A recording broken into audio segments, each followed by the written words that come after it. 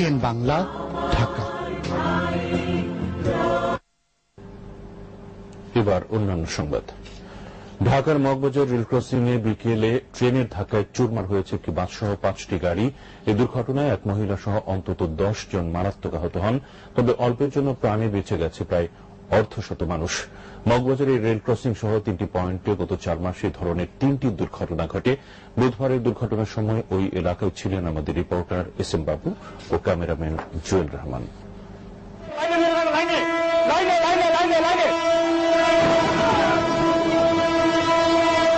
না, এটি কোনো সিনেমার শুটিং নয়।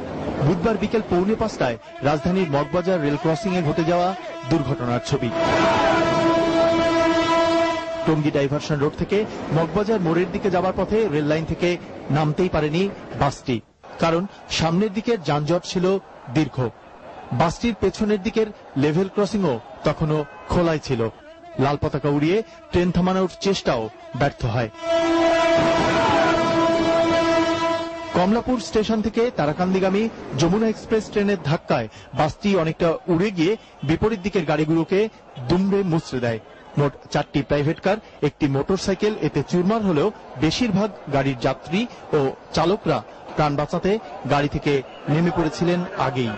বাস চালক সহ এর যাত্রীরাও নেমে যান, কিন্তু একটি গাড়ি থেকে বের হবার সুযোগ না পাওয়ায় মারাত্মক আহত হন কিশোরগঞ্জের একটি কলেজের শিক্ষক শাহিদা সুলতানা।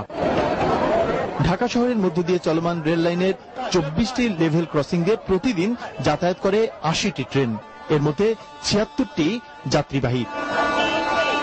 এই ক্রসিংগুলোর কারণে যেমনি তৈরি হয় যানজট, তেমনি থাকে দুর্ঘটনার ঝুঁকি। আমাদের প্রস্তাব ছিল মালিবাগ, মগবাজার, এডিসি, স্টপওয়ের এবং প্রজেকশনিতে ওভারপাস ফ্লাইওভার করার জন্য রোডস সরকার জনপদ ইনিশিয়েটিভ নিয়েছে মন্ত্রণালয়ের নির্দেশে। বুধবার বিকেলে মগবাজারের এই ঘটনার পর প্রায় 2 ঘন্টা রেল চলাচল বন্ধ থাকে, আর এই কারণে গাড়ির জ্যাম ছড়িয়ে পড়ে ঢাকার বিভিন্ন রাস্তায়। শুধুমাত্র রেলের কর্মচারীদের অদক্ষতা বা দায়িত্ব জ্ঞানহীনতাই নয়, ঢাকা শহরে যেই বিপুল পরিমাণ গাড়ি চলাচল করে এবং সেসব গাড়ি যারা চালক রয়েছেন তারা যে অদক্ষ এবং অপেশাদার তারও একটি জ্বলন্ত প্রমাণ এই আজকের দুর্ঘটনা। এমন দুর্ঘটনার কারণ প্রতিদিনই ঘটছে এবং প্রতিদিনই থাকছে, তারপরেও এসব ঝুঁকি নিয়েই চলাচল করতে বাধ্য হচ্ছেন ঢাকার মানুষ। এস এম বাবু, এটিএন বাংলা, ঢাকা। আন্তর্জাতিক মাফিয়া ডন দাউদ ইব্রাহিমের এদেশের নেটওয়ার্ক তৈরির কোনো প্রমাণ এখনো পর্যন্ত পাওয়া যায়নি।